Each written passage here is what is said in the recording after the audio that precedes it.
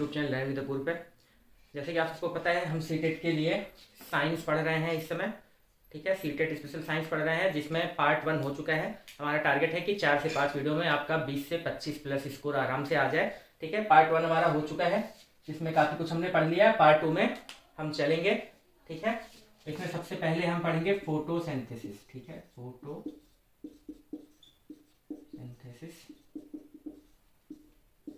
प्रकाश संश्लेषण। ठीक, प्रकाश संश्लेषण होता क्या है? पौधों द्वारा प्रकाश ऊर्जा को, ठीक है, लाइट को, पौधों द्वारा प्रकाश ऊर्जा को रासायनिक ऊर्जा में बदलने की क्रिया को फोटोसिंथेसिस, प्रकाश संश्लेषण कहते हैं। इसका रिएक्शन क्या होता है? ठीक, 6CO2 प्लस 12H2O।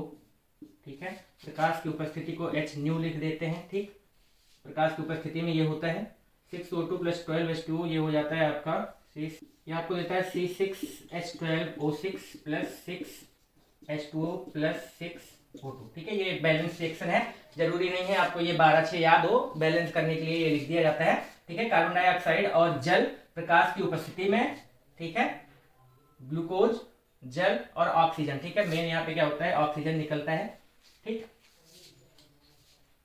ये है, ये आपका फोटोसिंथेसिस का रिएक्शन है, ये आपको याद होना चाहिए। अच्छा, अभी जो जूनियर एडेड का एग्जाम हुआ था उसमें से पूछा था निम्न में से कौन सी रिएक्शन में ऑक्सीजन का यूज नहीं होता है। ठीक है, तो फोटोसिंथेसिस में भी देखिए यहाँ पे जो भी रिएक्टेंट हैं, ठीक है, जो अभिकर्मक हैं कह सकते हैं, इनमें कहीं पे ऑक्सीजन, देखिए ये एक तरह से जल है, ये कार्बन डाइऑक्साइड है। ठीक है, ऑक्सीजन गैस का यूज यहाँ पे नहीं हो रहा है। ठीक है, तो फोटोसिंथेसिस में ऑक्सीजन यूज नहीं होता है। और एक ग्लाइकोलिसिस करके था, ये दो चीज थी, उसमें दोनों में ऑप्शन सही रहता कि ऑक्सीजन यूज नहीं होता। ठीक है, तो प्रकाश संश्लेषण में ऑक्सीजन का यूज नहीं होता है, बल्कि ऑक्सीजन निकलता है।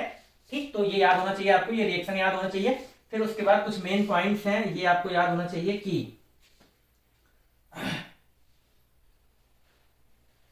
कुछ स्टेटमेंट्स दिए जाते हैं आपको, सीटेट में क्वेश्चन आता है और बताना रहता है उनमें से कौन सा सही है और कौन सा गलत है। ठीक है, तो मैं स्टेटमेंट लिख रहा हूं, आप बताएंगे।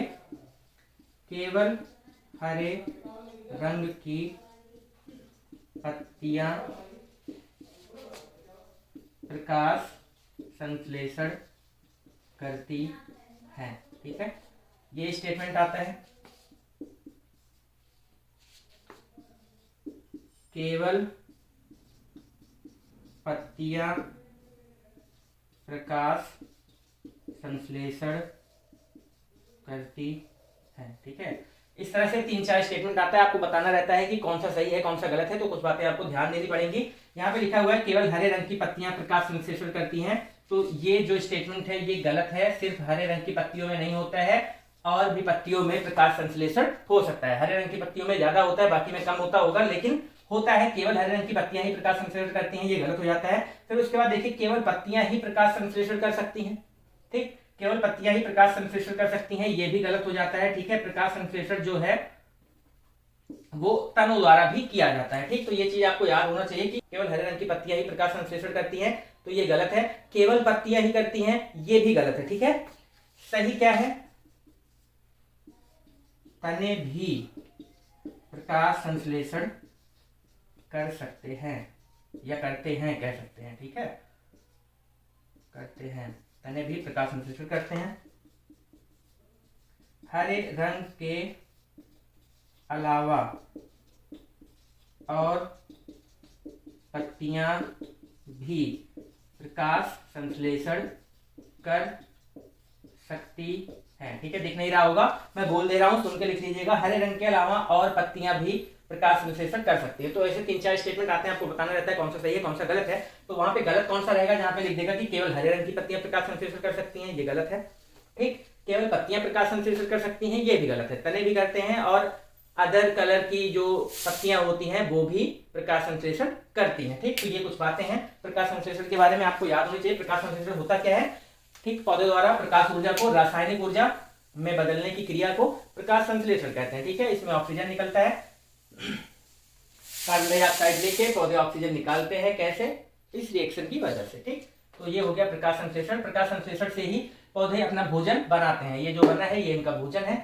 ठीक, सारा नोट कर लीजिएगा, इसको लिख लीजिएगा। हरे रंग के अलावा और भी पत्तियां प्रकाश संश्लेषण कर सकती हैं।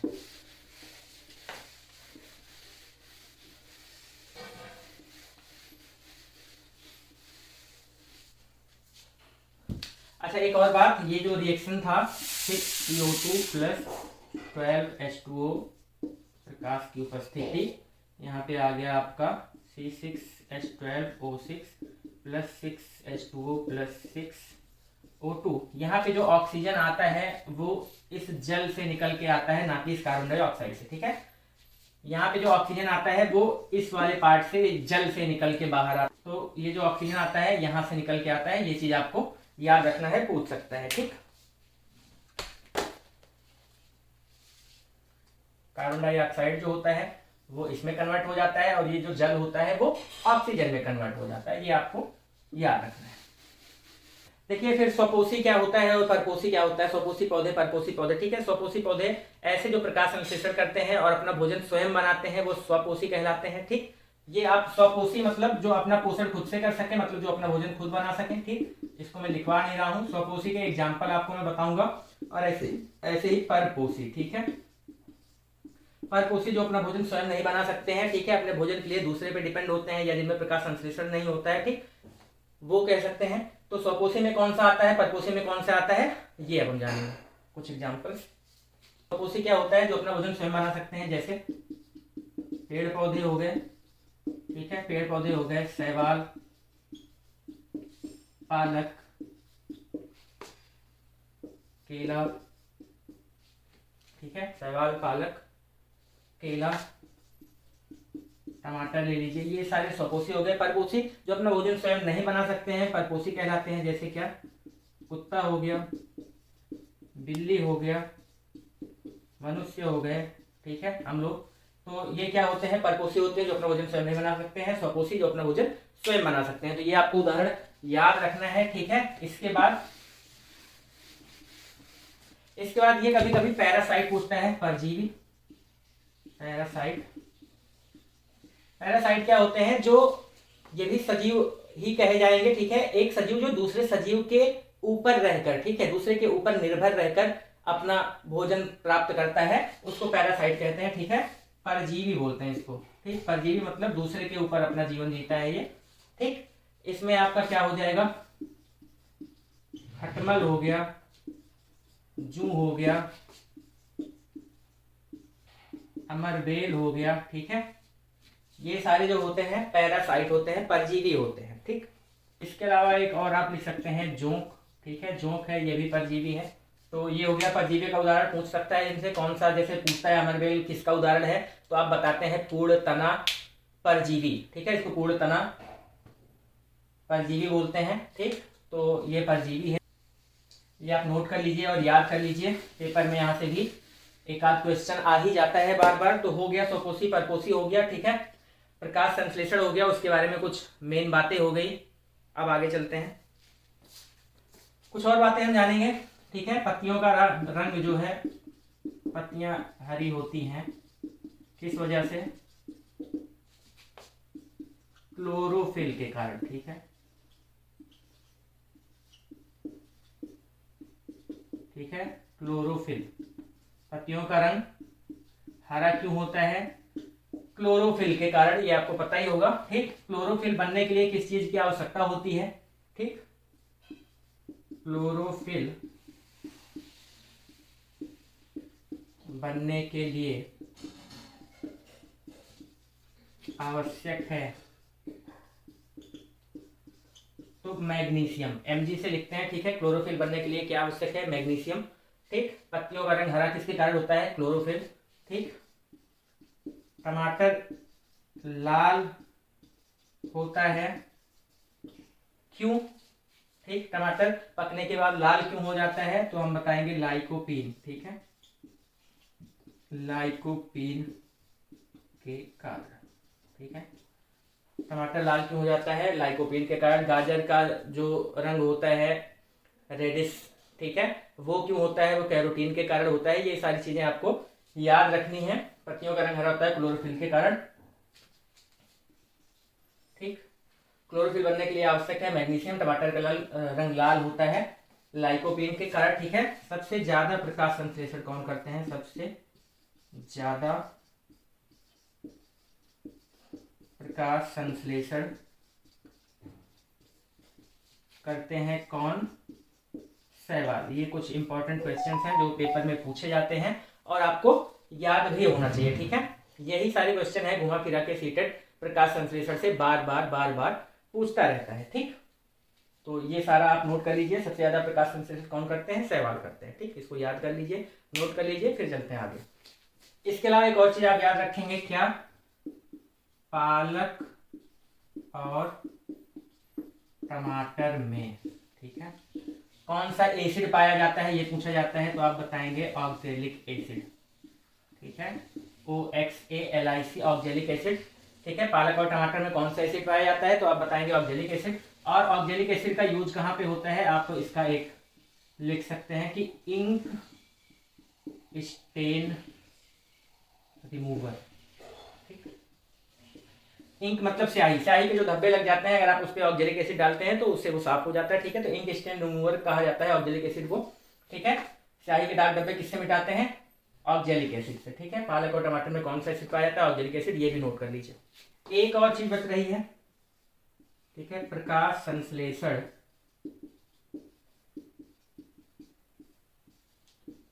सबसे ज्यादा होता है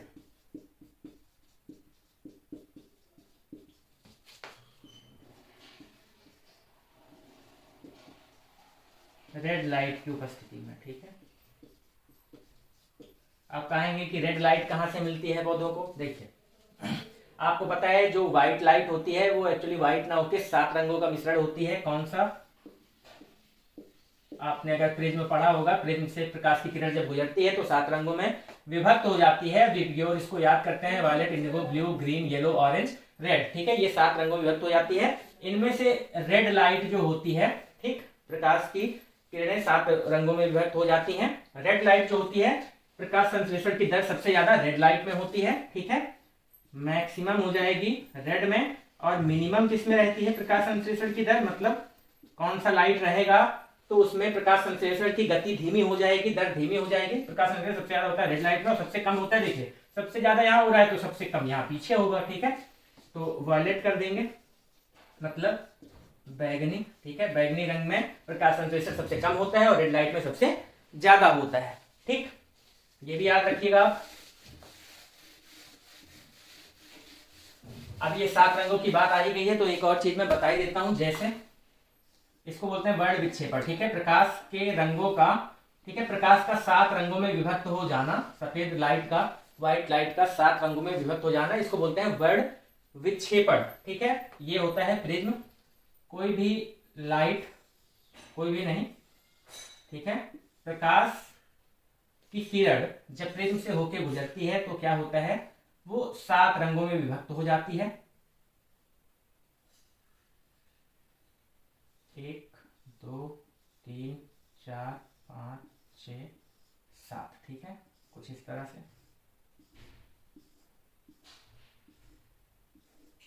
violet, indigo, blue, green, yellow, orange, red, ठीक है।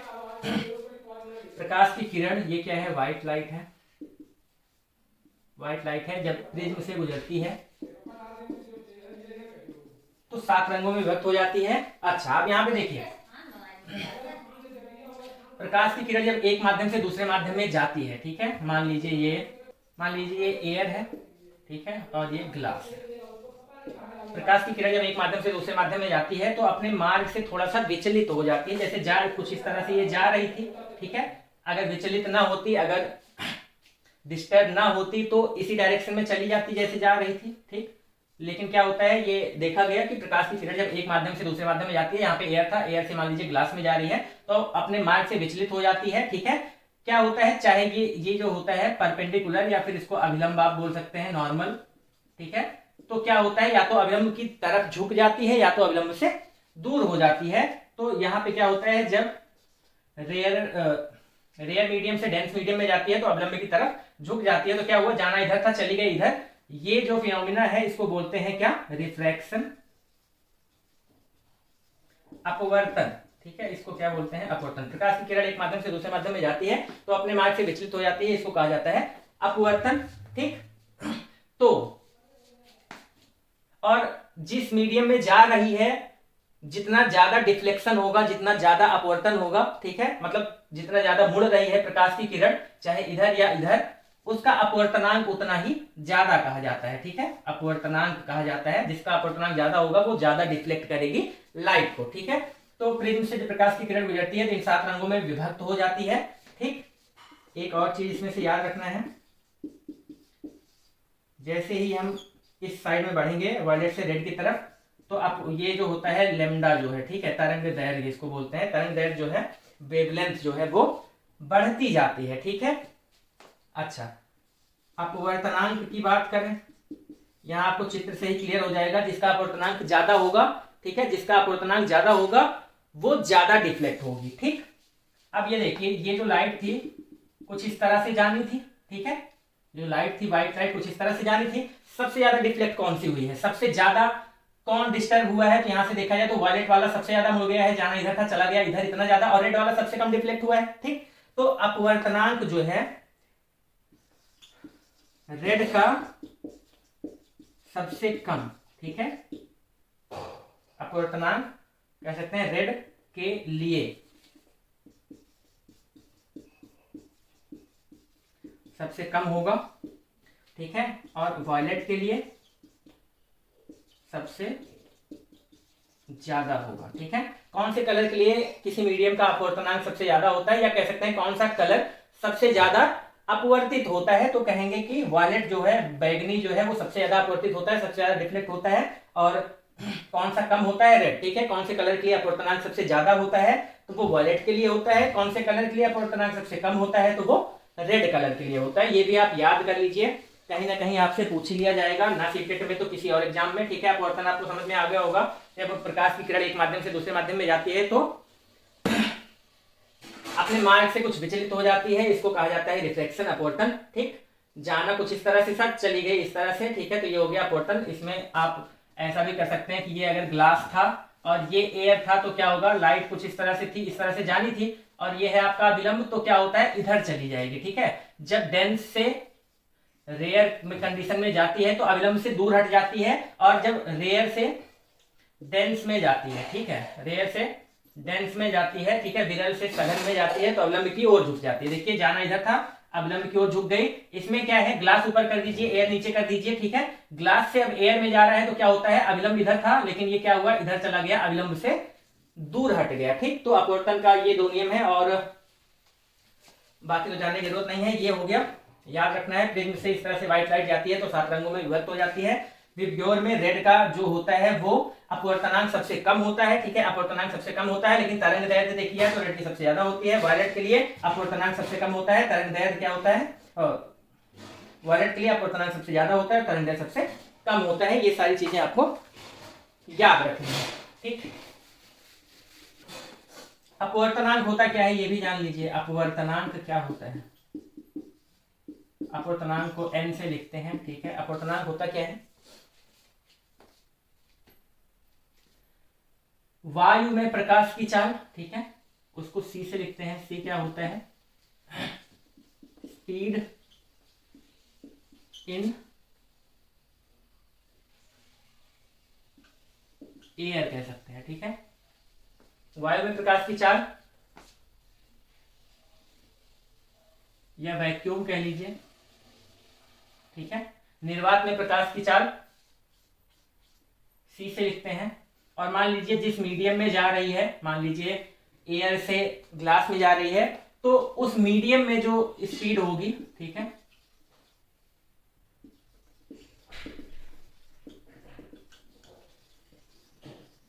माध्यम, ठीक है, मीडियम। निर्वात में प्रकाश की चाल और v यहाँ पे क्या है, speed of light in medium, जिस मीडियम में जा रही है, निर्वात से जिस मीडियम में जा रही है वहां पे क्या प्रकाश की चाल है, ठीक है। तो अपवर्तनांक क्या होता है, निर्वात में प्रकाश की चाल बटे में जिस माध्यम में जा रही है उसमें जो प्रकाश की चाल होगी उनका जो रेशियो आता है वही कहलाता है अपवर्तनांक। अब हमेशा एक बात याद रखिएगा कि प्रकाश की चाल सबसे ज्यादा निर्वात में ही होती है। c बराबर होता है 3 × 10⁸ मीटर प्रति सेकंड, ठीक है, 3 लाख किलोमीटर प्रति सेकंड या 3×10⁸ मीटर प्रति सेकंड प्रकाश की चाल निर्वात में होती है, और सबसे ज्यादा निर्वात में ही होती है। बाकी इसके अलावा किसी भी मीडियम में जाएगा तो उससे कम ही रहेगा प्रकाश का चाल, ठीक है। तो इसका क्या मतलब है कि सबसे जब बड़ी वैल्यू ऊपर हमेशा है तो हमेशा n का मान जो होगा, ठीक है, हमेशा n का मान जो होगा अगर वो निर्वात के सापेक्ष निकाला जा रहा है, ठीक है, अगर वो निर्वात के सापेक्ष निकाला जा रहा है तो हमेशा वो 1 से बड़ा ही होगा निर्वात के सापेक्ष, अगर हम निकाल रहे हैं, ठीक है, निर्वात के सापेक्ष, ठीक। तो ये हो गया आपका अपवर्तनांक, इसको भी नोट कर लीजिएगा। अपवर्तनांक क्या होता है? निर्वात में प्रकाश की चाल बटे में किसी माध्यम में प्रकाश की चाल जो होगी उस माध्यम का अपवर्तनांक कहलाएगा। जिस माध्यम का हम चाल यहाँ पे लेंगे उसी माध्यम का कहलाएगा। जैसे ग्लास में ग्लास का अपवर्तनांक पूछ रहा है तो हम ग्लास का यहाँ पे, ग्लास में क्या है स्पीड लाइट की, वो लेंगे, ठीक है। अगर ये पूछ ले वाटर का तो वाटर में क्या है स्पीड लाइट की, वहां पे ये लेंगे। और ऊपर सी हमेशा फिक्स है 3×10⁸ मीटर पर सेकंड। हालांकि ये सब पूछा नहीं जाता है, बस मैं आपको एक नॉलेज दे रहा हूं, ये आप नोट कर लीजिएगा। नेक्स्ट टॉपिक है हमारा फ्यूल, ठीक है, FUEL, फ्यूल, ईंधन, ठीक है। यहां से क्या क्या क्वेश्चंस आते हैं ये मैं आपको एक बार करा दे रहा हूं। मेन इंपॉर्टेंट क्वेश्चन जो ज्यादातर आते रहते हैं और आपके एग्जाम में भी आएंगे ही आएंगे, एक आध क्वेश्चन यहाँ से, तो वो मैं कराने जा रहा हूँ। चलिए यहाँ पे हम देखेंगे क्वेश्चन क्या क्या आते हैं। पहला तो सबसे पहले आता है सबसे अधिक ऊष्मीय मान, ठीक है, किसका होता है या किस ईंधन का होता है, ठीक, इस तरह से क्वेश्चन आता है। सबसे अधिक ऊष्मीय मान किस ईंधन का या किस गैस का होता है, तो आप कहेंगे हाइड्रोजन, ठीक है। कोई ढेर सारे ईंधन आपको दिए गए हो, LPG, CNG, पेट्रोल, डीजल, इस तरह से दिया गया हो और उसमें एक हाइड्रोजन हो और पूछ ले कि सबसे ज्यादा ऊष्मीय मान किसका होगा, तो सबसे ज्यादा ऊष्मीय मान हाइड्रोजन का होगा, ठीक है। सबसे अच्छा ईंधन जो है वो क्या है, हाइड्रोजन है, सबसे ज्यादा ऊष्मीय मान इसी का होता है, ठीक है। अच्छा, एक और क्वेश्चन आता है पेट्रोल की गुणवत्ता किसमें मापते हैं, तो यहाँ पे हम क्या बता देंगे, ऑक्टेन नंबर में, ठीक है। पेट्रोल की गुणवत्ता किसमें मापते हैं, ऑक्टेन नंबर में, ठीक, ये हो गया। इसके अलावा हाइड्रोजन मतलब एक क्वेश्चन आता है कि पॉप साउंड के साथ कौन सी गैस निकलती है। हालांकि ये ईंधन से नहीं है, ठीक है, ईंधन से ये क्वेश्चन नहीं है, लेकिन याद आ गया है तो मैं बता दे रहा हूं, पॉप साउंड के साथ कौन सी गैस निकलती है, ठीक है। पॉप बोलने पे जैसा साउंड आ रहा है वैसा ही साउंड करके गैस निकलती है, और टेस्ट ट्यूब से एक एक्सपेरिमेंट कोई होता है तो वो कौन सी गैस होती है ये पूछा जाता है, ठीक है। पॉप साउंड के साथ कौन सी गैस निकलती है, तो आप बताएंगे हाइड्रोजन गैस, ठीक है। हाइड्रोजन गैस को H2 से लिखेंगे, हाइड्रोजन या हाइड्रोजन गैस हिंदी में आप लिख लीजिए, ये हो गया। इसके अलावा देखते हैं, इसके अलावा एक आध क्वेश्चन कुछ इस तरह से भी आते हैं कि निम्न में से कौन सा पेट्रोलियम का प्रोडक्ट नहीं है या पेट्रोलियम का उत्पाद नहीं है, ठीक है। तो कौन सा नहीं है छोड़िए, कौन सा होता है ये आप याद रखिए। इनके अलावा कोई ऑप्शन आपको दिखेगा तो वो नहीं होगा। जैसे अगर आपको CNG दे दें, ठीक है, तो CNG आपका पेट्रोलियम का उत्पाद नहीं होगा। पेट्रोलियम के उत्पाद होते कौन कौन से हैं, पैराफिन, मोम, बिटुमेन। बिटुमेन क्या होता है आपको पता नहीं होगा, बिटुमेन बता दूं, ये जो बिटुमेन होता है जो रोड बनती है, जो तारकोल डाला जाता है, वही होता है बिटुमेन, ठीक है। तो पैराफिन, मोम, बिटुमेन, मिट्टी का तेल, डीजल, गैसोलीन, लुब्रिकेटिंग ऑयल्स, ठीक है, ये सारे क्या है, पेट्रोलियम के उत्पाद हैं। इसमें अगर आपको ऑप्शन में मतलब या तो पूछेगा कौन सा पेट्रोलियम प्रोडक्ट है तो इनमें से कोई एक ऑप्शन देगा, बाकी 3 अलग रहेंगे, ठीक, या तो 3 इनमें से आपको मिल जाएंगे, एक अलग मिल जाएगा, जैसे CNG मिल गया तो उसको आप कहेंगे कि ये पेट्रोलियम का उत्पाद नहीं है, ठीक है। तो इस तरह से आएगा। पेट्रोलियम के उत्पाद भी आपको पता होना चाहिए, ये भी आप याद करेंगे, नोट करेंगे। इसके अलावा कुछ और क्वेश्चंस हैं, जैसे कैलोरीफिक वैल्यू एक्सप्रेस्ड इन, ठीक है। कैलोरीफिक वैल्यू जो होती है वो किस चीज में एक्सप्रेस की जाती है, ठीक है, मतलब कैलोरीफिक वैल्यू जो होती है ऊष्मीय मान जो होता है उसका मात्रक क्या होता है, ठीक है। कैलोरीफिक वैल्यू क्या होता है, ऊष्मीय मान, ठीक, ऊष्मीय मान। इसका मात्रक क्या होता है, तो आप इसका मात्रक बोलेंगे किलो जूल प्रति किलोग्राम। आप लिख सकते हैं K for kilo, J for joule, K for kilo, G for gram, ठीक है, किलो जूल प्रति किलोग्राम, ये आपको मात्रक याद होना चाहिए, ठीक है। फिर सीएनजी और एलपीजी के पूर्ण दहन पर क्या उत्पाद बनता है, तो आप बताएंगे CO2 एंड H2O, ठीक है। जब पूर्ण दहन होता है एलपीजी और सीएनजी का तो क्या उत्पाद बनता है, CO2 और H2O। अपूर्ण दहन जब होता है तब क्या उत्पाद बनता है, ये तो था कार्बन डाइऑक्साइड, ठीक है, कार्बन डाइऑक्साइड, यहाँ पे क्या बनता है, कार्बन मोनोऑक्साइड CO, ठीक है। अपूर्ण दहन होने पर क्या होता है, कार्बन मोनोऑक्साइड बनता है। कार्बन मोनोऑक्साइड जो होता है इसका एक और नाम होता है दम घोटू गैस, ठीक है, दम घोटू गैस, ठीक है। इससे सांस फूलने लगती है, अगर आप कमरे में बंद कर दिया जाए और CO गैस डाल दिया जाए रूम में, ठीक है, तो क्या होता है, दम घुटने लगता है और आदमी की मौत भी हो जाएगी, ठीक। तो अपूर्ण दहन एलपीजी और सीएनजी के अपूर्ण दहन पर कार्बन मोनोऑक्साइड निकलता है, CO गैस निकलती है, पूर्ण दहन पर CO2 और H2O गैस निकलती है। तो ये कुछ इस बातें हैं, ये भी आपको याद रखनी है, ईंधन से ही रिलेटेड है ये, ठीक। ये तो अलग से बता दिया मैंने। इसके अलावा और देखेंगे क्या है, ये आप नोट कर लीजिए, फिर मैं मिटाता हूं। अब देखिए इसके अलावा कुछ गैसेज हैं, ठीक है, उनका कंपोजिशन पूछा जाता है कि इनमें मेन मतलब ये किन चीजों का मिक्सचर होती है, ठीक है, मुख्य पार्ट क्या होता है, ठीक है। तो biogas, water gas, producer gas, CNG, LPG, ठीक है, इनमें कौन सा चीज मुख्य होता है, तो बायोगैस में होता है कार्बन डाइऑक्साइड और मीथेन, ठीक है। बायोगैस जो होता है कार्बन डाइऑक्साइड और मीथेन होता है। वाटर गैस जो होता है कार्बन मोनोऑक्साइड प्लस H2, ठीक है, कार्बन मोनोऑक्साइड और हाइड्रोजन होता है। प्रोड्यूसर गैस जो होता है उसमें मुख्य होता है कार्बन मोनोऑक्साइड प्लस N2, ठीक है। सीएनजी में मुख्य क्या होता है, सीएनजी होता क्या है, कंप्रेस्ड नेचुरल गैस, ठीक है, मुख्य इसका फुल फॉर्म होता है कंप्रेस्ड नेचुरल गैस, ठीक। मुख्य इसमें क्या होता है, CH4 ही होता है, इसको मीथेन बोलते हैं, ठीक है। एलपीजी क्या होता है, ठीक, लिक्विफाइड पेट्रोलियम गैस, इसमें क्या होता है, ये प्रोपेन प्लस ब्यूटेन, ठीक है, ये प्रोपेन प्लस ब्यूटेन का मिक्सचर होता है, ठीक। ये चीजें आपको याद रखनी है। कंपोजिशन किसमें क्या होता है, बायोगैस कार्बन डाइऑक्साइड, ठीक है, carbon dioxide plus methane.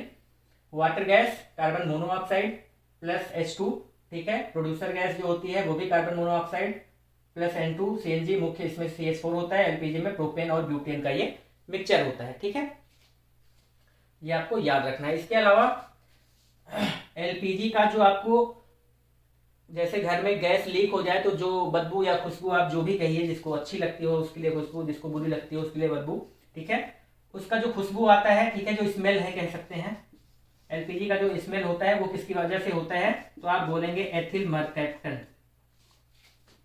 Ethyl mercaptan, ठीक है, एथिल मर्कैप्टन की वजह से होता है एलपीजी का जो स्मेल होता है, ठीक है। घर में जो सिलेंडर होता है एलपीजी होता है उसका जो स्मेल आता है, जो भी वो आपको लगता हो स्मेल, एथिल मर्कैप्टन की वजह से होती है। ये सारी चीजें आपको याद रखनी है, नोट कर लीजिए। एक और चीज देख लेंगे, ठीक है, सिगरेट लाइटर जो होता है, ठीक है, सिगरेट आपको सबको पता होगा। सिगरेट लाइटर आपने देखा होगा, उसमें कौन सी गैस क्या भरा रहता है, तो उसको आप उसमें ब्यूटेन भरा रहता है, ठीक है। लाइटर आपने देखा होगा, उसमें एक लिक्विड दिखाई देता है, फिर आप उसको दबाइए तो लाइटर जलता है, तो वो जो लिक्विड होता है वो क्या होता है, ब्यूटेन होता है, ये आपको याद रखना है। इसके अलावा पूछ लेता है उष्मीयमान का क्रम, ठीक है, तो सबसे ज्यादा उष्मीयमान हाइड्रोजन का होता है, मैंने बताया ही था, ठीक। तो सबसे ज्यादा क्या हो जाएगा, हाइड्रोजन का हो जाएगा, सबसे ज्यादा हाइड्रोजन का। हाइड्रोजन के बाद आप कर सकते हैं एलपीजी हो जाएगा। इसके बाद एलपीजी हमेशा सीएनजी से ज्यादा होता है, ये आपको याद रखना है, ठीक है। एलपीजी हो जाएगा, सीएनजी हो जाएगा, ठीक। सीएनजी जो है वो हमेशा पेट्रोल और डीजल से ज्यादा होगा, ठीक। और पेट्रोल और डीजल का जो उष्मीयमान होता है ऑलमोस्ट सेम होता है। ये चार चीजें आपको याद रखनी है।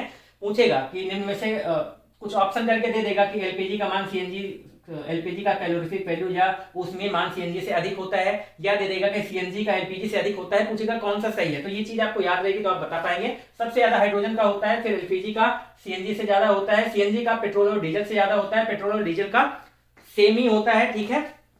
अच्छा, फिर ऐसे ही अगर देखें तो कोयला जो है वो उसका उष्मीयमान लकड़ी से ज्यादा होता है, ठीक है। और कोयला से ज्यादा मिट्टी का तेल कह सकते हैं, ठीक है, मिट्टी का तेल केरोसिन ऑयल, ठीक है, उसका तो ये सारी चीजें आपको याद रखनी है।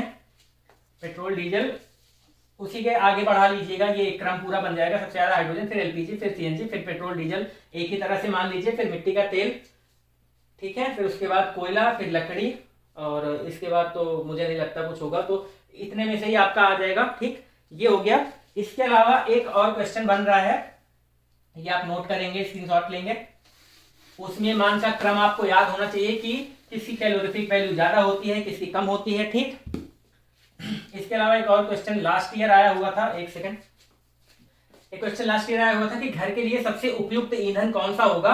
उसमें ठीक है ऊपर लिखा हुआ था उष्मीयमान अवस्था और ज्वलनताप, फिर सबके लिए कुछ अलग अलग चीजें दी गई थी। ठीक, उष्मीयमान जिसका मध्यम हो, अवस्था ईंधन की गैस हो, ठीक है, गैस में हो वो, और ज्वलनताप जो हो वो भी मध्यम हो। ठीक है, ये जो कंपोजिशन बनाएगा जो भी, वो घरेलू उपयोग के लिए सबसे उपयुक्त ईंधन कहा जाएगा। ठीक है, इस तरह से आपको आया था, आपको बताना था कौन सा सही है। तो उसमें मान जिसका मध्यम हो, अवस्था गैस हो, ज्वलनताप जिसका मध्यम हो, वो आपके लिए सही होगा। यहाँ पे आपको ऐसे और ऑप्शन दिए हुए थे, हाई, ठीक है, और लिक्विड कर दिया, और यहाँ पे मान लीजिए मीडियम कर दिया, फिर यहाँ पे हाई कर दिया, यहाँ पे लिक्विड कर दिया, यहाँ पे हाई कर दिया। इस तरह से 3-4 ऑप्शन थे। तो जो ये वाला मैच करेगा उसमें मान मध्यम होना चाहिए। उसमें मतलब कैलोरीफिक वैल्यू, अवस्था मतलब स्टेट, और ज्वलनताप मतलब हीट टेम्परेचर, हीटिंग टेम्परेचर। ठीक है, ऐसा होना क्यों चाहिए, देखिए। ठीक, उसमें मान का मतलब होता है कि वो जलने पे कितना एनर्जी देगा। ठीक है, तो मध्यम एनर्जी का भी होना चाहिए। बहुत ज्यादा एनर्जी देगा तो भी दिक्कत कर जाएगा। मान लीजिए गैस सिलेंडर आपका ब्लास्ट होता है, तो जितना जलने पे जितना एनर्जी दे सकता है, जैसे ब्लास्ट हो गया, बहुत ज्यादा हाई उष्मीयमान वाला है, हाई कैलोरीफिक वैल्यू वाला है, तो ब्लास्ट करने पे ज्यादा नुकसान करेगा। तो इस वजह से बहुत ज्यादा हाई भी नहीं होना चाहिए घरेलू उत्पाद, घरेलू यूज के लिए। तो उष्मीयमान मध्यम रहेगा। अवस्था तो गैस यूज ही होती है, पता ही है। ज्वलनताप भी मध्यम होना चाहिए। मान लीजिए कुछ काम आप कर रहे हैं, आपका गैस पे हाथ गलती से चला जाए तो बहुत ज्यादा हाई रहेगा। अगर फ्लेम उसका मतलब ज्वलनताप बहुत ज्यादा हाई रहेगा, तो आप बहुत जल्दी मतलब ज्यादा जल जाएंगे। ठीक है, तो आप जल ना जाए ज्यादा। अगर आपका गलती से हाथ चला भी गया तो बहुत ज्यादा नुकसान ना हो, उसके लिए भी क्या होना चाहिए, मध्यम ही होना चाहिए। तो इस तरह से होना चाहिए। तो सबसे उपयुक्त कौन सा रहेगा, उष्मीयमान मध्यम, अवस्था गैस, और ज्वलनताप भी मध्यम होना चाहिए। ठीक, तो ये सारी चीजें हैं। ये हो गया ईंधन का।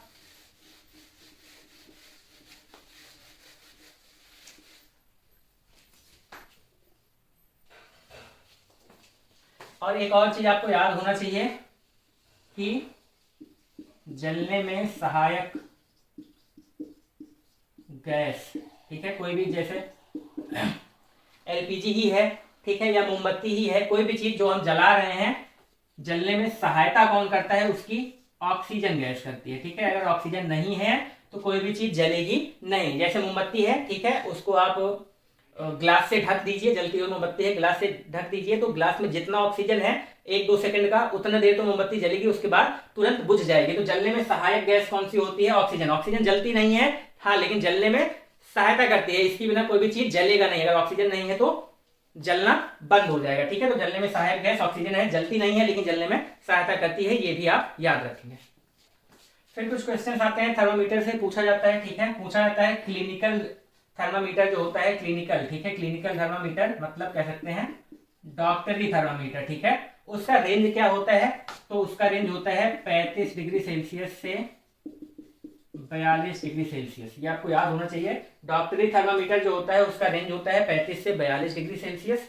ठीक है, लेबोरेटरी बड़े बड़े प्रयोगशालाओं में जो होता है थर्मामीटर, उसका क्या रेंज होता है, तो उसका रेंज होता है -10 डिग्री सेल्सियस से 110 डिग्री सेल्सियस। ये दोनों बहुत पूछे जाते हैं, ये भी आपको याद होना चाहिए। डॉक्टरी थर्मामीटर का रेंज होता है 35 से 42, लेबोरेटरी थर्मामीटर का रेंज होता है क्या, प्रयोगशाला में कह सकते हैं -10 से 110 डिग्री सेल्सियस। ये याद रखना है।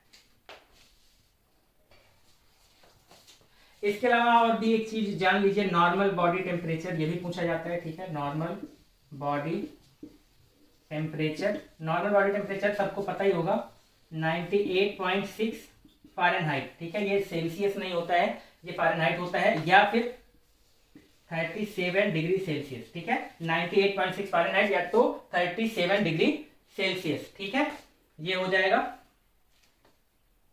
या फिर इसी को हम 310 केल्विन भी कह सकते हैं। ठीक है, डिग्री सेल्सियस को केल्विन में कैसे बदलते हैं, जो भी सेल्सियस है उसमें 273 जोड़ दीजिए, केल्विन में चेंज हो जाता है, 273 इसमें जब आप जोड़ेंगे तो 310 हो जाएगा। ठीक है, नॉर्मल बॉडी टेम्परेचर क्या होता है 98.6 फ़ारेनहाइट या फिर 37 डिग्री सेल्सियस या फिर 310 केल्विन। ठीक, ये याद होना चाहिए। अच्छा, एक और चीज कभी कभी पूछ लिया जाता है कि फ़ारेनहाइट और सेल्सियस पैमाना बराबर होता है। ठीक है, किस ताप पर फ़ारेनहाइट और सेल्सियस दोनों बराबर होते हैं पैमाने, तो उसको कहा जाता है -40 डिग्री सेल्सियस। -40 डिग्री सेल्सियस लीजिए या फिर -40 फ़ारेनहाइट लीजिए। ठीक है, दोनों सेम आएगा। अब जैसे 37 डिग्री सेल्सियस को केल्विन में कर रहे हैं तो 310 हो रहा है। ठीक, ऐसे क्या होगा कि अगर हम 40 डिग्री सेल्सियस को देखिए, 40 डिग्री सेल्सियस को फ़ारेनहाइट में करेंगे तो 4 पॉइंट समथिंग आएगा, लेकिन जब -40 डिग्री सेल्सियस को फ़ारेनहाइट में करेंगे तो -40 ही आता है। ठीक है, तो सेल्सियस और फ़ारेनहाइट पैमाने किस टेम्परेचर पे इक्वल होते हैं वो कहा जाता है -40 डिग्री सेल्सियस। तो ये भी आपको याद रखना है। और अगर पूछ ले कि इतना सेल्सियस कितने के बराबर होगा या इतना फ़ारेनहाइट कितने केल्विन या कितने सेल्सियस के बराबर होगा, तो उसके लिए फॉर्मूला आपको याद रखना है C/5 = F - 32/9 = K - 273/5। ठीक, ये पैमाना आपको याद रखना है। सेल्सियस से फ़ारेनहाइट में कहेगा तो हम इन दोनों का यूज करके चेंज कर लेंगे। जैसे पूछ लिया कि 30 डिग्री सेल्सियस फ़ारेनहाइट में कितने के बराबर होगा, तो C का मान 30 रख देंगे और यहाँ से सॉरी आई थिंक आपको ये दिख नहीं रहा होगा तो मैं फिर से लिख दे रहा हूँ। ठीक है, कि ये तो आपने नोट कर लिया होगा, ये जो फॉर्मूला चेंज करने वाला मैंने बताया है C/5 = F - 32/9 = K - 273/5। एक और पैमाना होता है रूमर करके, र्यूमर। ठीक है, R/4। तो जिससे जिसमें कन्वर्ट करने को कहेगा वही दो हम उठा लेंगे। जैसे सेल्सियस और फ़ारेनहाइट में पूछ रहा है चेंज करने को तो इन दोनों का यूज कर लेंगे हम। फ़ारेनहाइट से केल्विन कहेगा तो इन दोनों का कर लेंगे, सेल्सियस से केल्विन कहेगा तो इन दोनों का कर लेंगे। ठीक है, ऐसे यूज कर लेंगे। चलिए करके मैं दिखा देता हूं। जैसे मैंने बताया था सेल्सियस और फ़ारेनहाइट किसमें बराबर होते हैं। ठीक, तो देखिए कैसे बराबर होंगे। C/5 = F - 32/9। सेल्सियस और फ़ारेनहाइट में हमें पूछा जा रहा है कि किस ताप पर दोनों बराबर होंगे। ठीक, तो दोनों बराबर होने का मतलब क्या है, C = F होना चाहिए। तो हम क्या कर देंगे, C को भी F को भी क्या कर देंगे, C कर देंगे 32/9। ठीक, यहां से आप कैलकुलेट करिए। ठीक, यहां से इधर आके मल्टीप्लाई होगा 9C और ये इधर जाएगा = 5C - 32 × 5। ठीक है, ये हो गया। 9C में से 5C हटाएंगे तो क्या आ जाएगा, 4C आ जाएगा। ठीक, 4C = क्या आ जाएगा 32 × 5, वो भी नेगेटिव में। ठीक है, यहाँ पे माइनस का साइन लगा हुआ है, इससे इसको काटिए 4 × 8 = 32। C = क्या आ गया -40। ठीक है, तो डिग्री सेल्सियस में जो 40 है, क्योंकि C = F हमने लिया था तो 40 डिग्री सेल्सियस के लिए फ़ारेनहाइट और डिग्री सेल्सियस दोनों बराबर हो जाएंगे। ठीक है, तो इस तरह से हम कैलकुलेट करते हैं। ये भी आप नोट कर लीजिए, फॉर्मूला याद रखना है आपको। तो आज के लिए वीडियो में बस इतना ही, मिलते हैं फिर नेक्स्ट वीडियो में। ठीक है, अभी 2-3 वीडियो और आएगी और उसमें अब अभी तो मैं एक छोटा छोटा टॉपिक उठा रहा था। अब क्या है, टॉपिक बनाने लायक नहीं है, वो मिसलेनियस क्वेश्चंस टाइप के रहेंगे आपके। ठीक है, तो वो मैं आपको सारे बता दूंगा, मेन इंपॉर्टेंट जो है। सारा कुछ करने के बाद आपका 20+, 25+ आराम से आ जाएगा। ठीक है, तो मिलते हैं नेक्स्ट वीडियो में। धन्यवाद, और चैनल को सब्सक्राइब करना मत भूलिएगा अगर आप इस चैनल पर नए हैं तो।